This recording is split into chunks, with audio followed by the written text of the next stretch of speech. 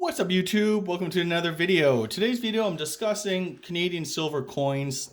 Maybe you had an old antique drawer or whatever, something passed down from your grandparents or whatever. Maybe you might even find them in your change, although I think that's increasingly rare.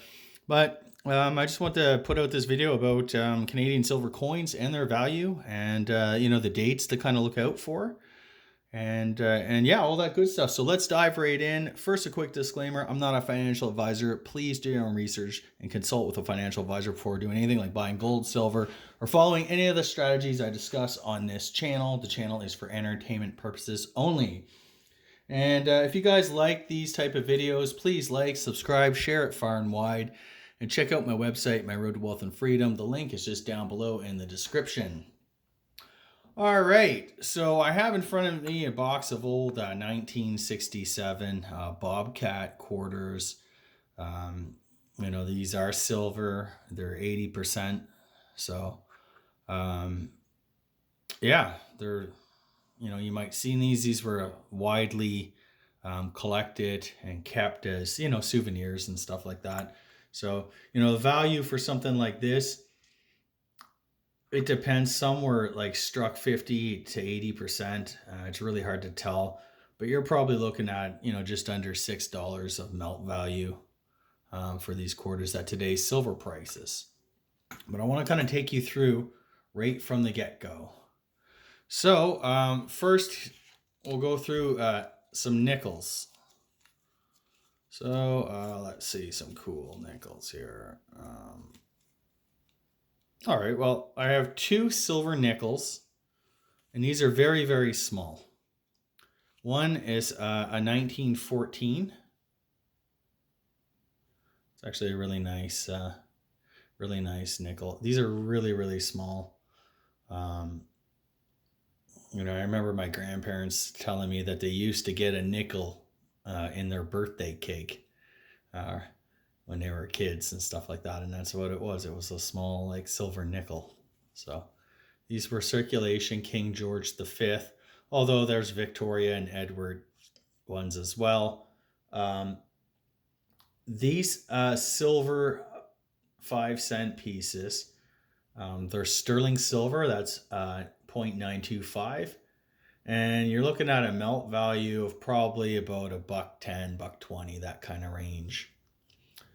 They're more worth it in terms of their numismatic value to collectors. So I would definitely kind of put these away. Here's one. I found this in my grandfather's coins, and I was praying to God that it was a 1921 nickel. However, sadly, it was 1920. So in 1920. These nickels, they changed over to 0.800 silver. That's 80% silver. And they were only that way. 1920 and 1921 were the only years. 1920 is quite common. You're looking at, again, a melt value of probably $1 or something like that. A 1921 is a very, very rare coin. It's actually referred to as the Prince of Canadian coinage. A 1921 nickel is quite valuable. So if you do happen to have one of those, depending on the condition, it could be even in low-end grades, you're looking at probably $4,000 and up from there. So they are quite valuable. A 1920, put these down. And then in 1922, they created these kind of nickels, and they are actually made of nickel. So they do have that kind of value. They don't really make coins out of nickel anymore. I think they plate steel with nickel. But anyways, and of course these would have King George V. And yeah,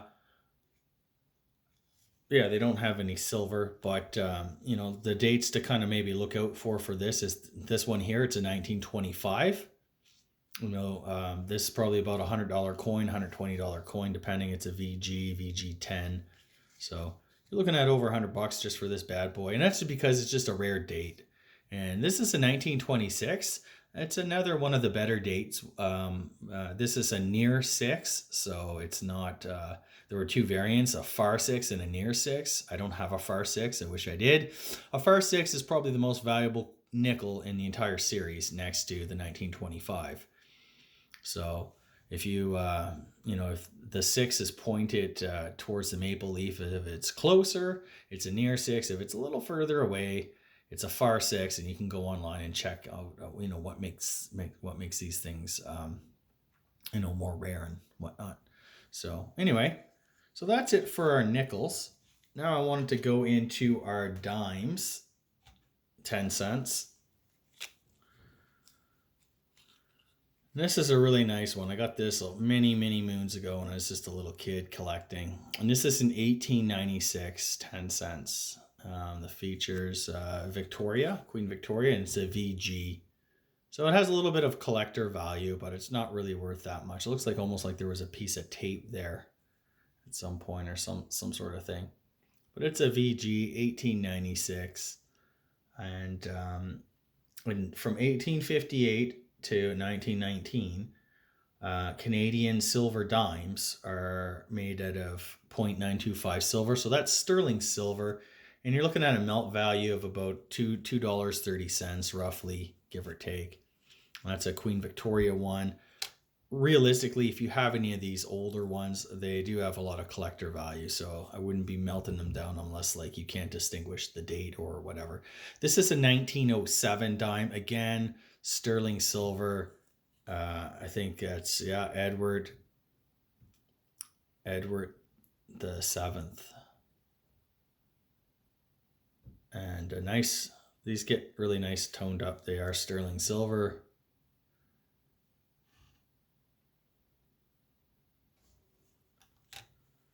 Now the next one I have to showcase is, this is actually a 1936. So after 1920, these all became 0.800, similar to the 1920 nickel, 21 nickel. These are now 80% silver. And the melt value becomes about, it's still a little over $2. That's a 1936. And I think this one here is, King George V.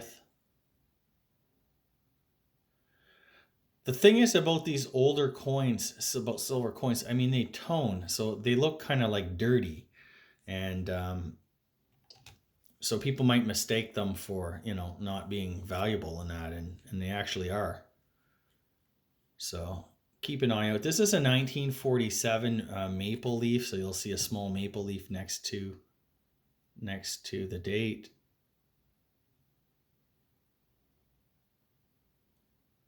So that means it was struck in 1948, and there were just not enough dies. India became independent from Britain, so it changed kind of like the inscription, I guess the legend around the reverse of the coin. So at Ind Imp and Emperor of India, that was removed on the 1948. But because they didn't have the proper dies, the Royal Canadian Mint struck these with a little tiny maple leaf next to the 7 to denote that they were struck in 1948. So again, 80% silver, a little over $2. This one here might be a little bit hard to see. I think it's a 1957. And it looks like kind of like in terrible condition. It's probably like a VG or something like that. But these are still silver. These are still, over $2 value. The young portrait of Queen Elizabeth II. And of course, the Blue Nose, the iconic boat that graces the Canadian dime to this day. Then for fun, I threw in this. This is a 1967. This is that the trout or salmon or whatever. And in 1967, I think some of these were struck in 80% silver, some were struck in 50%, and it's almost impossible to tell the difference. So that's the second portrait of Queen Elizabeth II. It's and you're looking at a little over $2 melt value for that coin. So now we'll get into some quarters. Okay, let's see. Let's go to this one. This is a 1909 quarter. On the back, you'll see it's Edward the Seventh, and it's probably a VG grade, maybe a bit better. Hard to tell. I'd say maybe a VG. But these quarters from 1870 to 1919, once again, they were struck in sterling silver, 0.925.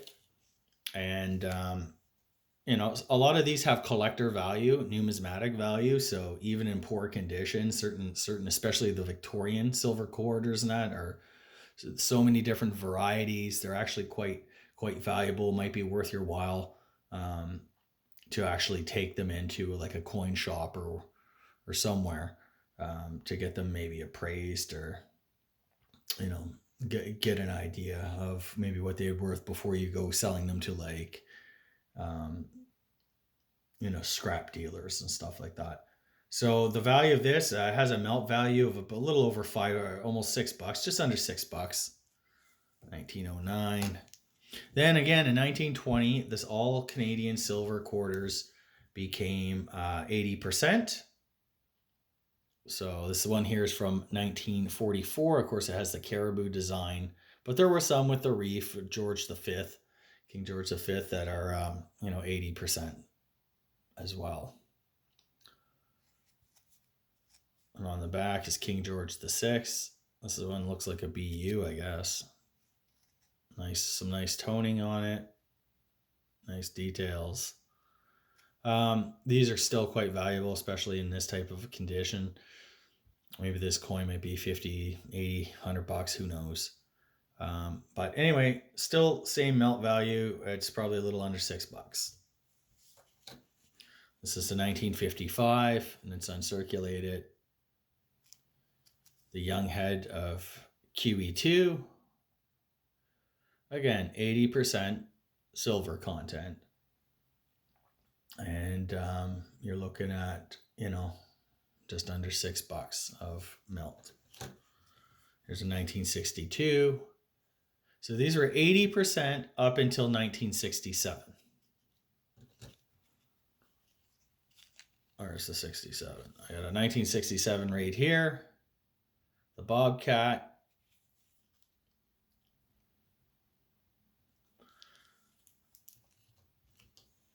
And then in 1968, 67, 68, they became 50% silver. So again, the melt value is probably a little over $5. 50%. It's really hard to tell which 67s were 80% and which ones were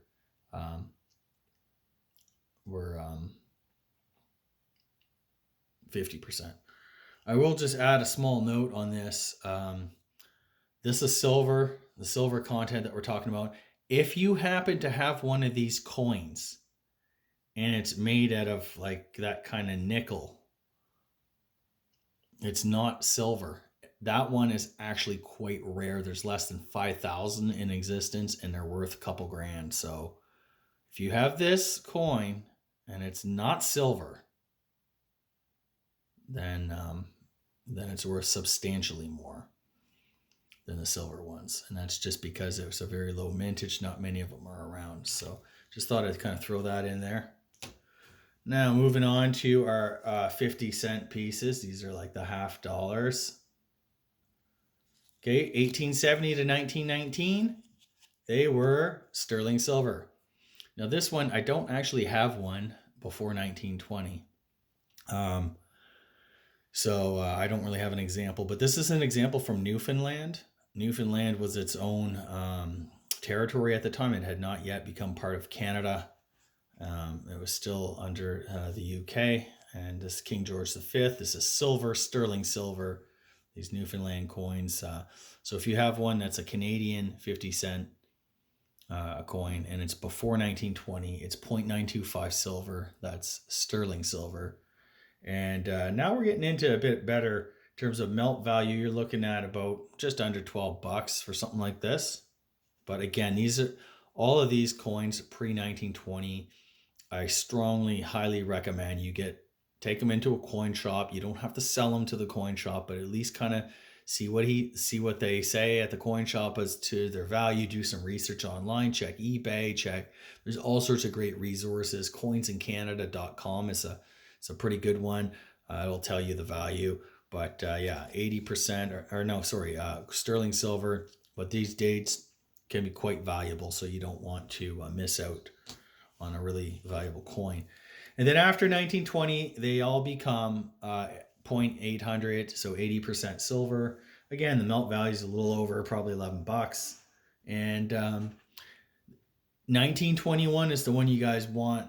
It's very, very rare. It's one of the rarest Canadian 50-cent pieces. It's, I believe there's probably like maybe 80 in existence, and they go for quite a substantial amount, hundreds of thousands in uncirculated condition.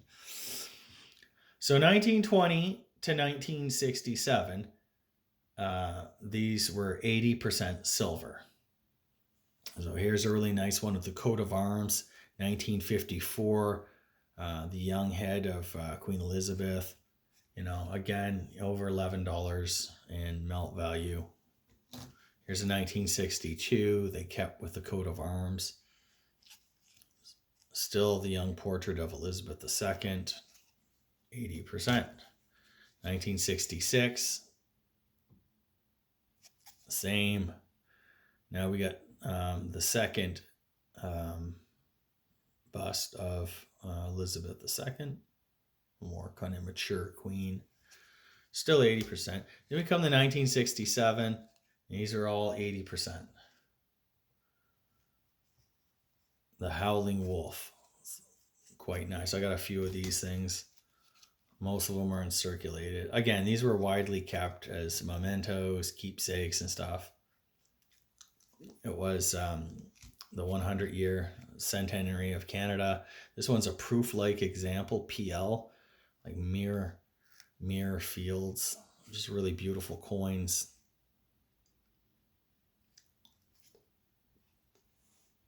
Okay, so that is our 50-cent pieces. And finally, I want to come to silver dollars. These are the iconic Voyager dollars. Nice, beautiful silver dollars. I just want to contrast this for a second with the silver dollar that many people may have seen. These were just kind of like your nickel silver dollars. They're substantially smaller in size compared to the silver dollar. So how do you know you have a silver dollar or kind of one of like a silver dollar that's actually silver versus a silver dollar that's just kind of like nickel, steel, or whatever this was made out of? It's basically the size. The nickel dollar is substantially smaller than the real silver. Plus the silver would have some maybe toning spots. This is a proof-like example, so it's kind of getting some toning. So these, what are they worth? $1, right? Nothing virtually. These are actually worth quite a bit. So these are 80% silver, and they have a melt value of a little over $23 today. So let's just kind of go through some. So these are from 1935 all the way until 1967. I don't really have the ones from the early to mid 40s. Actually, all the ones from the 1940s are actually quite valuable and quite rare. The 1948 silver dollars, a rare one. 1947 maple leaf, another really there's so many different varieties, and 45, 46 is some other ones. So anyway, you be on the lookout for those. Again, all of these you take, do some research. Don't just melt them unless they're completely you can't see anything on them. There's a really cool one. I've always liked this one. I picked this up, was one of my first silver dollar purchases as a child. 1958. It's the totem pole, British Columbia silver dollar. Really, really kind of cool, iconic piece of Canadiana there. And it's Elizabeth, the young head. first portrait. So yeah, 80% silver, a little over 23 bucks. Now these ones here, they're proof-like sets. They made a lot of proof-like sets in the 1960s. So there's lots of these around, but they do have, they retain their bullion value, which is, over $23 of melt, right? A nice coin like this, you might get a bit better for. Here's that 1964.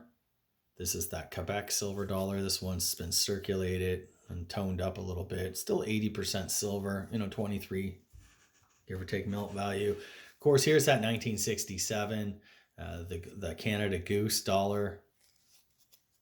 A second portrait of Queen Elizabeth II. Again, 80% silver and over $23 worth of melt in that. So that's it for today. I hope you enjoyed this video. I hope it helps you determine whether or not you own any silver Canadian coins, or it's just the debased, metals like nickel plated steel and whatnot.